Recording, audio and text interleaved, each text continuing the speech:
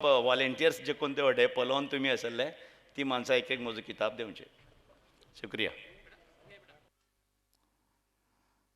इसी तरह भटकल से ताल्लुक़ रखने वाले इनायतुल्लाह इब्न शब्बीर साहब वो भी तशरीफ़ लाएँ. इनायतुल्लाह इब्न शब्बीर साहब और यहाँ के मौजूदा इमाम मौलवी बिलाल साहब वो भी अपना मेमेंटो ले लें.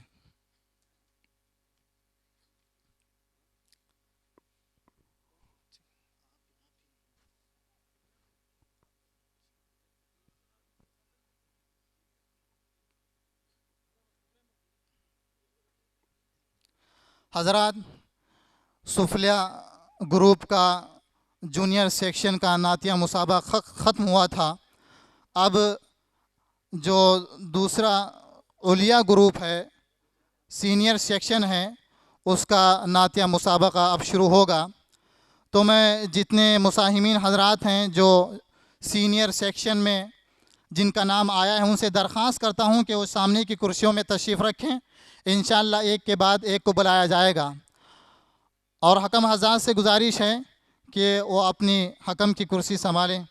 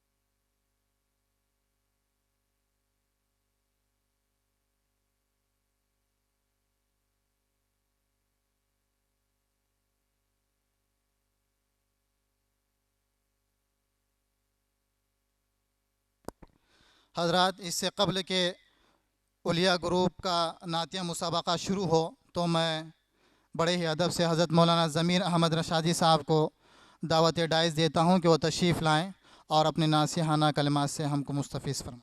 अस्सलामु अलैकुम वरहमतुल्लाहि वबरकातुह.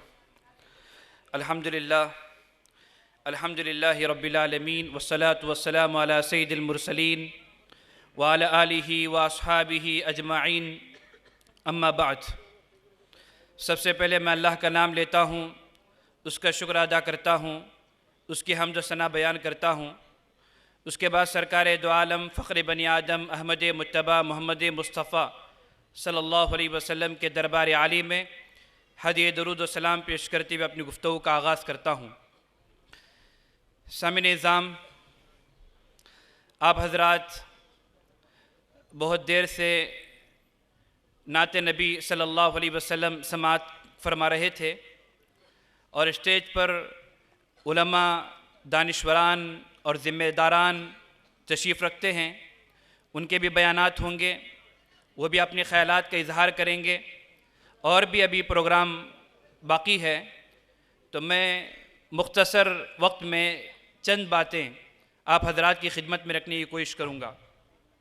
सामिन निज़ाम और नौजवानान अज़ीज़, कुरान और हदीस की रोशनी में उलमा इकराम ने कामयाब ज़िंदगी के लिए 5 उसूल बयान किए हैं. उन 5 उसूल का मुख्तसर मैं तज़किरा आप हज़रात के सामने करूँगा. अगर कोई इंसान दुनिया और आखिरत में कामयाब होना चाहता है तो पूरी अहादीस और पूरे कुरान मजीद का ख़ुलासा उलमा ने 5 उसूल की रोशनी में बयान किया है. इन 5 उसूलों को अगर हमारे नौजवान और हमारे बड़े बूढ़े और ख़वातीन इन 5 उसूलों को मद्देनज़र रखेंगे तो इंशाअल्लाह दुनिया में भी वो कामयाब होंगे और आखिरत में भी कामयाब होंगे. सबसे पहला उसूल ये है कि अल्लाह तबारक व तआला की जो नेमतें हैं उन नेमतों पर अल्लाह का शुक्र अदा करें. अल्लाह ने बेतहाशा, बेइंतहा, बेशुमार, लातादाद नेमतें ہم پر برسائی ہیں اور ہمیں نوازی ہیں. بہت ساری نعمتوں سے اللہ نے ہمیں نوازا ہے. ان نعمتوں کو سوچیں، اس کا احساس اپنے دل میں پیدا کریں، اس کے بارے میں فکر کریں کہ کیا کیا نعمتیں اللہ تعالیٰ نے ہمیں دی ہیں. سامعین نظام، آدمی نعمتوں کا شکر اس وقت ادا کرتا ہے جب نعمت کو نعمت سمجھتا ہے. ہمارے پاس جو اللہ کی نعمتیں ہیں، سب سے پہلی بات تو یہ ہے کہ ہم ان کو نعمت نہیں سمجھتے. اگر نعمت سمجھتے تو ہم ضرور اللہ کا شکر ادا کرتے. ہم اللہ تعالیٰ کی نعمتوں کو اپنا حق سمجھتے ہیں. ہم سمجھتے ہیں کہ یہ ہمارا حق ہے کہ اللہ تعالیٰ نے یہ نعمتیں ہمیں دی ہیں. کھانے کے لیے کھانا، پہننے کے لیے کپڑا، رہنے کے لیے چھت، دیکھنے کے لیے آنکھیں، بولنے کے لیے زبان، سننے کے لیے کان، اور اسی طرح سونگھنے کے لیے اور کام کو انجام دینے کے لیے اعضاء. محترم حضرات، ہم سمجھتے ہیں کہ ان کا ہم پر حق ہے، اس لیے ہم ان کا شکر ادا کرنا، اللہ کی جو نعمتیں ہم پر ہیں ان کا شکر ادا کرنا ہم ضروری نہیں سمجھتے. مثال کے ذریعے سے میں آپ کو سمجھانا چاہوں گا کہ مثال کے طور پر ایک آدمی کسی کولی کرنے والے کو، کسی کاریگر کو اپنے گھر میں کام کے لیے بلاتا ہے اور قیمت طے ہوتی ہے، اجرت طے ہوتی ہے کہ ایک دن کی اجرت 800 روپے 700 روپے ہوگی. اور اگر کوئی کاریگر صبح سے لے کر شام تک کام کرے اور جتنی اجرت مقرر کی گئی ہے اتنی اجرت دے دے تو وہ مالک کا، آقا کا شکریہ ادا نہیں کرے گا. وہ یہ سوچے گا کہ یہ تو میرا حق ہے، اس پر شکریہ کیا ادا کرنا. لیکن وہی آقا اگر 50 روپے زیادہ دے دے، 700 کے بجائے 750 دے دے، 600 کے بجائے 650 دے دے، تو وہ شکر گزار اس کا ہو جاتا ہے اور اس کا شکریہ ادا کرتا ہے. کیوں؟ کیونکہ وہ سمجھتا ہے کہ یہ مالک کا احسان ہے کہ 700 کے بجائے 750 دے رہا ہے. جو آدمی جس چیز کو احسان سمجھتا ہے، جس چیز کو نعمت سمجھتا ہے، اس کا شکریہ ادا کرتا ہے. لیکن اللہ کی نعمتیں بے تحاشا بے شمار ہمارے پاس ہیں، لیکن کبھی ہم ان پر غور نہیں کرتے اور کبھی اس پر شکریہ کا جذبہ ہمارے دل میں پیدا نہیں ہوتا. سامعین نظام، کتنے لوگ ایسے ہوں گے معاشرے میں، سوسائٹی میں، سماج میں، رہنے کے لیے گھر نہیں ہے، راستوں پر اور پائپوں کے نیچے، پرنالوں میں اور فٹ پاتھوں پر زندگی بسر کر رہے ہیں، خطروں میں جی رہے ہیں، بیماریوں میں جی رہے ہیں، راستوں کے کنارے پر سو رہے ہیں. کبھی کبھی گاڑی چڑھ جاتی ہے تو رات کے اندھیرے میں، نیند کی حالت میں چیختے چلاتے اپنی روح کو اللہ کے حوالے کر دیتے ہیں. کتنے لوگ ایسے ہیں دنیا میں، کوڑا کرکٹ سے، کچرے کے ڈبے سے کھانا اٹھا کر کھاتے ہیں. کتنے لوگ ایسے ہیں جو بیمار ہیں، چل نہیں پاتے، اٹھ نہیں پاتے، دیکھ نہیں پاتے، اپنا کام خود کر نہیں پاتے. ان لوگوں سے پوچھئے جو اللہ کی نعمتوں سے محروم ہیں، جن کے پاس دیکھنے کی صلاحیت نہیں ہے، بولنے کی صلاحیت نہیں ہے، سننے کی صلاحیت نہیں ہے، ان سے پوچھئے کہ ان نعمتوں کے کیا فضیلت ہے اور ان نعمتوں کی قیمت کیا ہے. ایک اخبار میں گزشتہ چند دنوں پہلے ایک واقعہ لکھا گیا تھا. امریکہ کی ایک کمیٹی نے ریسرچ کر کے ایسے لوگ جو پیدائشی بہرے ہیں اور ان کو ایک مشین کے ذریعے سے ان کے اندر سننے کی طاقت اور سننے کی صلاحیت کو پیدا کیا. چند ایسے لوگ جو غریب معاشرے سے تعلق رکھتے ہیں، غریب گھرانوں سے تعلق رکھتے ہیں، ان کو چنا گیا، پروگرام میں بلایا گیا اور وہ مشین ان کے کان میں فٹ کیا گیا. جب انہوں نے اپنی زندگی میں 50 اور 60 سال کی زندگی میں پہلی مرتبہ دنیا کی آوازوں کو سنا، لوگوں کی باتوں کو سنا اور لوگوں کی ادھر ادھر کی جو آوازیں سنی تو ان کی آنکھوں سے آنسو بہہ پڑے. وہ یہ کہنے لگے کہ آج تک ہم نے آواز نہیں سنی، آواز کے سننے کا ہمیں موقع نہیں ملا کیونکہ ہم بہرے پیدا ہوئے. خوشی سے ان کی آنکھوں سے آنسو جاری ہوئے. محترم حضرات، غور کیجئے اللہ تعالیٰ نے ہمارے کیا کم کیا ہے. ہر طرح کی نعمتیں اللہ نے ہمیں دی ہیں، لیکن کبھی بھی اللہ کے شکر کا جذبہ پیدا نہیں ہوتا. اگر اللہ کے شکر کا جذبہ پیدا ہوا ہوتا تو ہم کبھی اللہ کی نافرمانی نہ کرتے، اللہ کے حکموں کو کبھی نہ توڑتے، کبھی نماز کو ترک نہ کرتے، کبھی اللہ کی نافرمانی نہ کرتے، کبھی سنتوں کا مذاق نہ اڑاتے. ہماری پوری زندگی اللہ اور اس کے رسول کے اطاعت اور اللہ اور اس کے رسول کے بتائے ہوئے راستے کے مطابق گزرتی. یہ پہلا اصول ہے کہ آدمی اپنے نفس کا جائزہ لیں، اپنے آپ کا جائزہ لیں، سوچیں کہ اللہ کی کیا کیا نعمتیں ہیں اور اس پر شکر ادا کریں. اور اس کا شکر یہ ہے کہ زندگی بھر اللہ کی عبادت اور اطاعت کی جائے. اور دوسرا جو اصول ہے وہ یہ ہے محترم حضرات، ہر انسان ایک مومن ہونے کی حیثیت سے بہت ساری دینی باتیں جانتا ہے، لیکن ہم اپنے نفس کا جائزہ لیں کہ جتنی باتیں ہم سنتے ہیں بیانوں میں، خطبوں میں، اور جتنی باتیں ہم پڑھتے ہیں اور سی ڈی کے ذریعے اور ویڈیو کے ذریعے ہم جن ویڈیو کو دیکھتے ہیں، دینی ویڈیو کو دیکھتے ہیں، ہم سوچیں کہ ان بیانوں پر اور جو چیزیں ہمیں حاصل ہوئی ہیں ان پر ہم کتنا عمل کرتے ہیں۔ محترم حضرات، آپ لوگ جانتے ہیں کل قیامت کے دن اللہ تبارک و تعالی محشر کے میدان میں انسان کو کھڑا کریں گے، جب تک 5 چیزوں کے بارے میں سوال نہیں ہوگا اور ان کا جب تک جواب نہیں دیا جائے گا تب تک وہ اللہ کے سامنے سے اپنے پیر ہٹا نہیں پائیں گے، اپنے پیروں کو حرکت نہیں دے پائیں گے۔ ان 5 سوالات میں سے ایک سوال یہ ہوگا کہ تم نے اپنے علم پر کتنا عمل کیا۔ اس سے علماء مراد نہیں ہیں، اس سے مفتیان مراد نہیں ہیں، اس سے فضلاء مراد نہیں ہیں۔ علماء مفتیان وہ تو اپنی ذمہ داری ادا کریں گے، ان سے پوچھا جائے گا، لیکن جو سوال ہوگا اللہ کی طرف سے کہ تم نے اپنے علم پر کتنا عمل کیا، وہ ہر مومن سے ہوگا۔ جو بھی اس نے قرآن اور حدیث کی جو بھی بات اس نے سنی ہے اس سے پوچھا جائے گا کہ اس نے کتنا اس پر عمل کیا۔ محترم حضرات، کون ہے یہ نہیں جانتا مومنوں میں سے، مسلمانوں میں سے، کہ جھوٹ بولنا غلط ہے، چوری کرنا غلط ہے، زنا کرنا غلط ہے، شراب پینا غلط ہے، اور بدنظری کرنا، بے حیائی کرنا اور غلط چیزوں کو دیکھنا یہ گناہ ہے، حسد کرنا، غیبت کرنا، ڈکیتی کرنا اور لڑائی جھگڑے کرنا اور ایک دوسرے کی عزت کو اچھالنا، سازش کرنا یہ غلط ہے، نماز کو چھوڑنا غلط ہے، روزہ فرض ہونے کے باوجود روزہ نہ رکھنا غلط ہے۔ کون نہیں جانتا؟ محترم حضرات، ہم جانتے تو بہت کچھ ہیں لیکن عمل نہیں کرتے۔ کامیاب زندگی کا دوسرا اصول یہ ہے کہ جن باتوں کو ہم جانتے ہیں ان پر عمل کیا جائے۔ اور تیسرا جو اصول ہے وہ یہ ہے کہ یونیورسٹیوں میں پڑھا ہوگا، لیکن آپ نے جو بھی پڑھا ہے آپ کو یہ معلوم ہوگا ان چیزوں سے، ان کتابوں سے کہ ہمیں کیا کرنا چاہیے۔ یہ تو آپ نے کتابوں میں پڑھا ہوگا، لیکن ہمیں کیا نہیں کرنا چاہیے یہ ہمارے بڑے بتائیں گے۔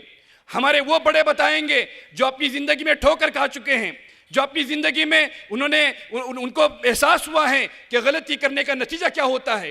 یہ جو تجربات جو حاصل ہوتے ہیں یہ انسان ٹھوکر کھا کر سیکھتا ہے۔ چنانچہ زندگی کی کامیابی کا تیسرا اصول یہ ہے کہ ہمارے نوجوان جوش و جذبے میں کوئی ایسا قدم نہ اٹھائیں کہ جو بڑوں کے مشورے کے بغیر نہ ہو، بلکہ بڑوں کے مشورے کے ساتھ ہر قدم اٹھانا چاہیے۔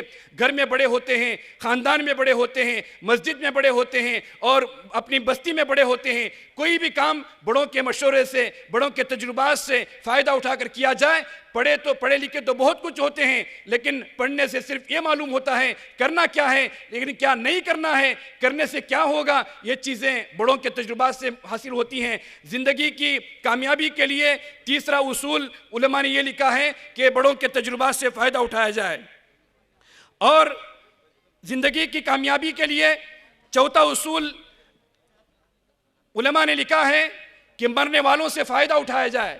جو مرنے والے ہیں ان کے موت سے عبرت حاصل کی جائے۔ محترم حضرات، کتنے لوگ ہمارے سامنے مرتے ہیں، کتنے لوگوں کو ہم کفن پہناتے ہیں، کتنے لوگوں کو قبر کے گڑھے میں اتارتے ہیں۔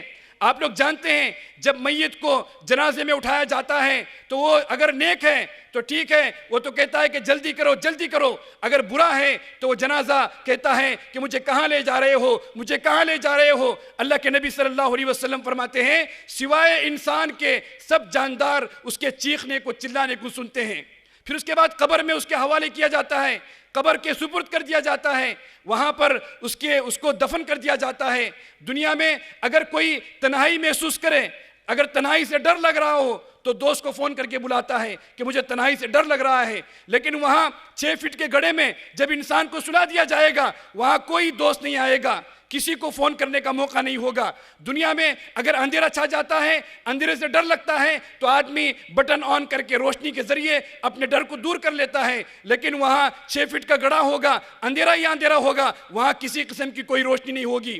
دنیا میں اگر بستر گندا ہو جائے، اگر بستر نرم نہ ہو تو بستر تبدیل کر دیا جاتا ہے، نئے نئے کپڑے بچھا دیے جاتے ہیں، نئے نئے قالین بچھا دیے جاتے ہیں، نئے نئے بیڈ بچھا دیے جاتے ہیں، لیکن قبر میں جب انسان پہنچے گا چاہے کتنا بڑا کروڑپتی کیوں نہ ہو، چاہے کتنا بڑا مالدار کیوں نہ ہو، لیکن جب وہ وہاں جائے گا تو وہاں پر مٹی کا بستر ہوگا، مٹی کا تکیہ ہوگا، کیڑے مکوڑے اس کے بدن کو کھا رہے ہوں گے، اس کی آنکھوں کو کھا رہے ہوں گے، وہ بال جو نوجوان جل کے ذریعے سے کھڑا کیا کرتا تھا، سنوارا کرتا تھا اور وہ پلکیں جس کو خواتین اس کو حسن و جمال کے ذریعے سے لوگوں کو، نوجوانوں کو اپنی طرف مائل کیا کرتی تھی، اور وہ بدن جس پر انسان کو ناز تھا وہ تمام کیڑے مکوڑے کھائیں گے، سب کچھ سڑ جائے گا، گل جائے گا، مٹی بن جائے گا۔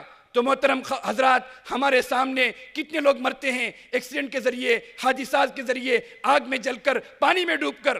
ہمیں چاہیے اگر انسان کامیاب ہونا چاہتا ہے دنیا اور آخرت میں، مرنے والے لوگوں سے عبرت حاصل کرو کہ ہمیں بھی ایک دن مرنا ہے، مرنے کے بعد جینا ہے، اور جینے کے بعد حساب ہوگا، سوال و جواب ہوگا، اور ہمیں ان تمام چیزوں کو فیس کرنا ہے، اس کے لیے تیاری کی جائے۔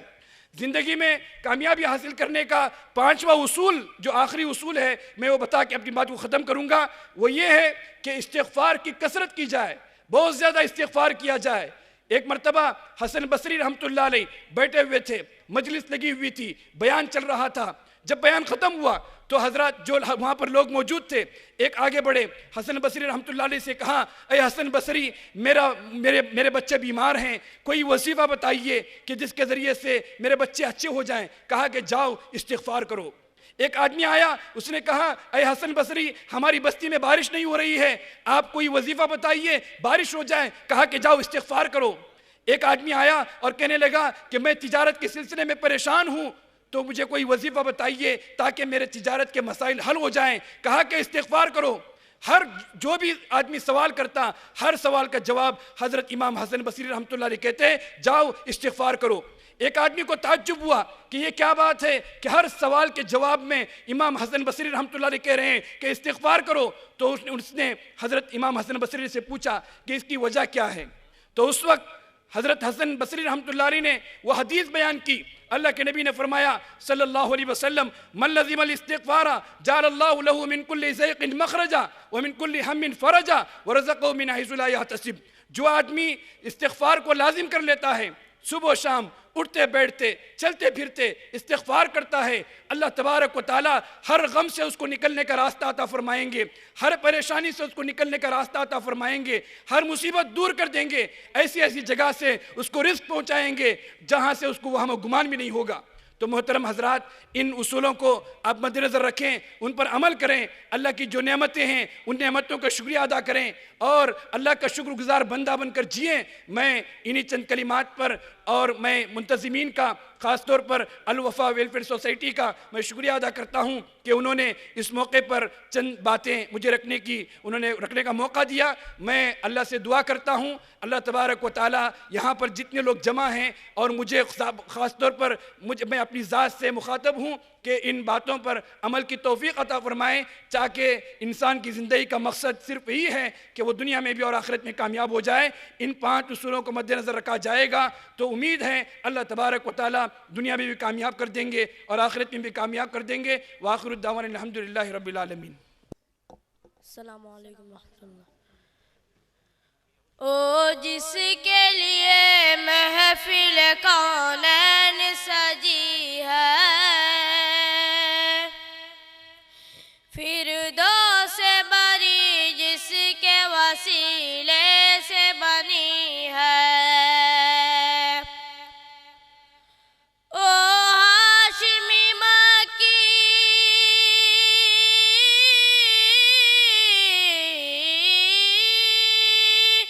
او ہاشمی مکی مدنی العربی ہے، او میرا نبی میرا نبی میرا نبی ہے، او میرا نبی میرا نبی میرا نبی ہے، احمد ہے محمد ہے وہی ختم رسول ہے،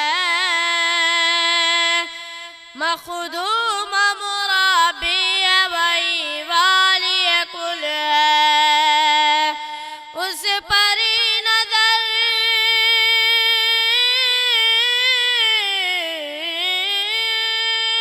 اس پری نظر سارے زمانے کی لگی ہے، او میرا نبی میرا نبی میرا نبی ہے، او میرا نبی میرا نبی میرا نبی ہے، والشمس ضحیٰ واللیل اذا جاگے سوے حضرت کی لچک ہے عالم کو دیا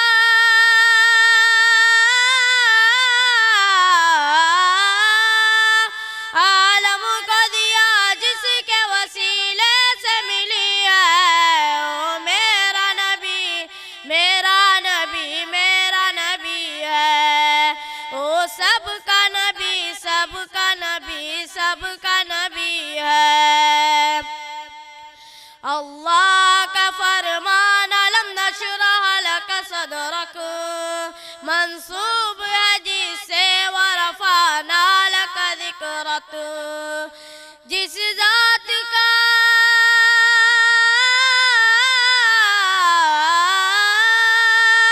جس ذات کا قرآن میں بھی ذکر جلی ہے او میرا نبی میرا نبی میرا نبی ہے او سب کا نبی سب کا نبی سب کا نبی ہے مزمل و یاسین و مدثر و طہ کیا نئے الخاب سے مولا نے ماشاءاللہ بہت خوب پکارا وقت ختم ہو چکا شکریہ رحمت اللہ وبرکاتہ کل زمانے پر مسلم بادشاہت آپ کی کل زمانے پر مسلم بادشاہت آپ کی ذرہ ذرہ اس جہاں کا ہے رعیت آپ کی سیدی سیدی سیدی سیدی سیدی سیدی سیدی سیدی چاند جھک جائے ادب سے نام سن کر آپ کا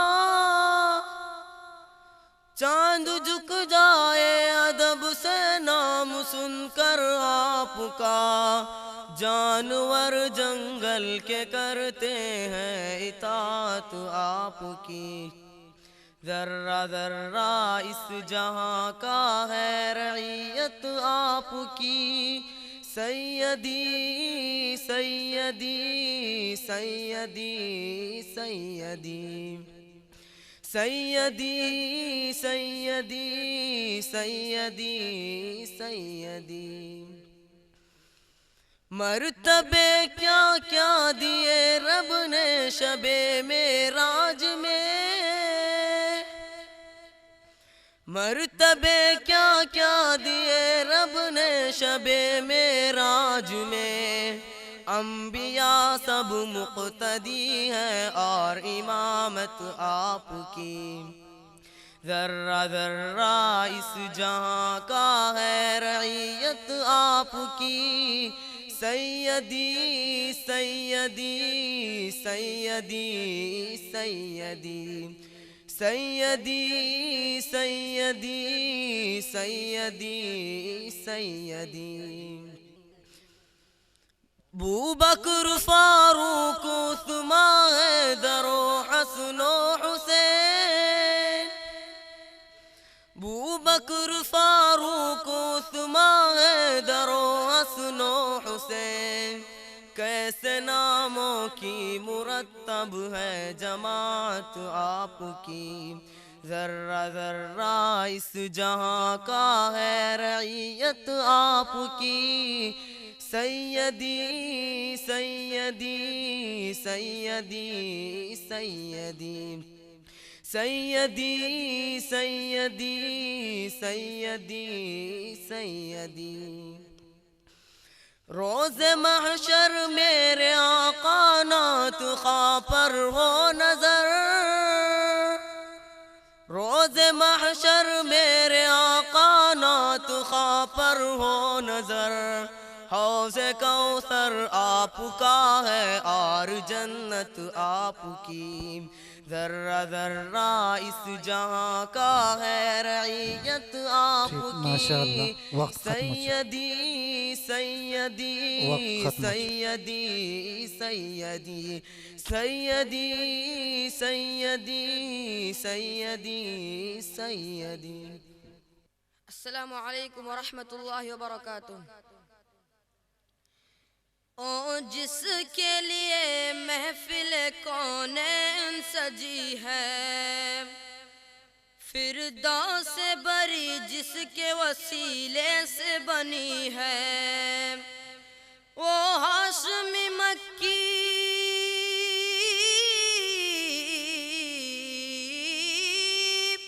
وہ ہاشمی مکی مدنی العربی ہے۔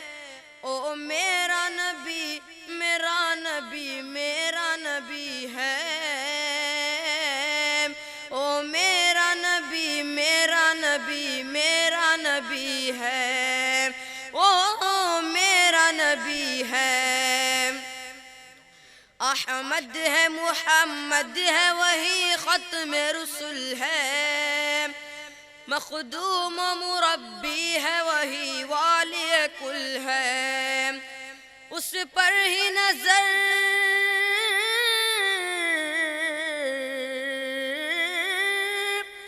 اس پر ہی نظر سارے زمانے کی لگی ہے۔ او میرا نبی میرا نبی میرا نبی ہے، او میرا نبی میرا نبی میرا نبی ہے، او میرا نبی ہے۔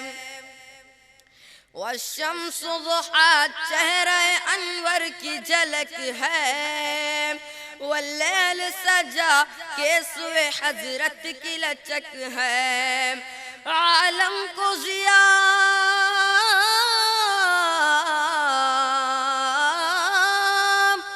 عالم کو ضیاء جس کے وسیلے سے ملی ہے، او میرا نبی میرا نبی میرا نبی ہے، او میرا نبی میرا نبی میرا نبی ہے، او میرا نبی ہے۔ اللہ کا فرما لم نشرح لک صدرک منسوب ہے جس سے ورفعنا لک ذکرک، جس ذات کا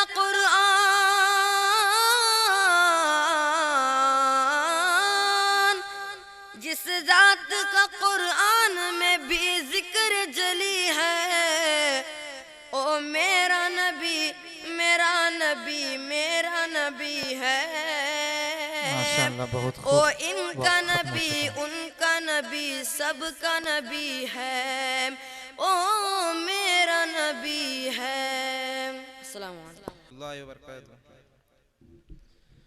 بس میری نگاہوں میں قصر شاہ عالی ہے، بس میری نگاہوں میں قصر شاہ عالی ہے، ان کا سبز گنبد ہے اور سنہری جالی ہے، ان کا سبز گنبد ہے اور سنہری جالی ہے، بس میری نگاہوں میں